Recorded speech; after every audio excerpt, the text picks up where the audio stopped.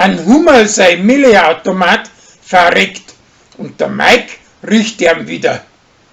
Mit der Erika und mit der Zenzi werd's wieder gut und die anderen Landweiber arbeiten auch wieder mit ihrer zusammen. Der Gerstl möchte mit der Kathi sein Handy fürs Gmorblal ein Stadl fotografieren und stellt sich recht saublöd an dabei. Aber sie bringt es nachher da nur als gerecht das Blal rein. Der Chris schmeißt seinen ganzen Singsang hin und lässt alles im Netz und kutschiert seine Sarah nach Bayerkofen und wieder retour und die zwei kommen wieder zusammen. Sie kommt nachher drauf, dass gern kochen tut und drum fängt's bei der Fanny als Kuchenmensch an, das selbst lernt. Da hat sie sich aber brennt, weil sie darf halbe grad Gemüse schneiden. Ein Rolli sei Geschreiberts im Apothekerblal wird von seiner Nichten recht gelobt, aber von seiner Alten wird's wieder runtergemacht.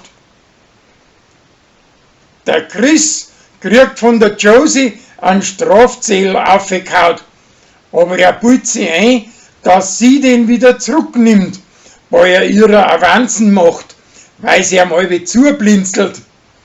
Da hat er sich aber brennt, weil ihrer ist schön ein Mucken ins Auge geflogen.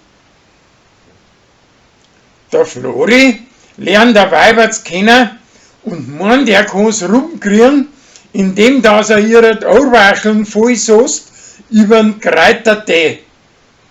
Derer ist es aber zlätschert und sie lässt ihn stehen. Danach bildet er sich ein, dass er einen Meister machen möchte. Aber in Mike sei Bude passen keine zwei Meister nicht rein.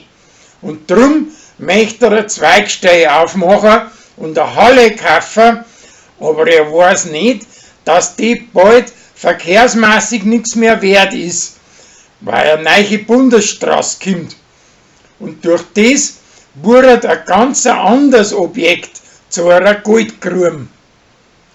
Als Zwiefel weiß das alles, aber das darf sie ihm nicht verraten, weil sonst wurde es gerade so eine korrupte Sau, als wie ihre Gmorschreiberin, die was wegen sowas ausgeschmissen hat.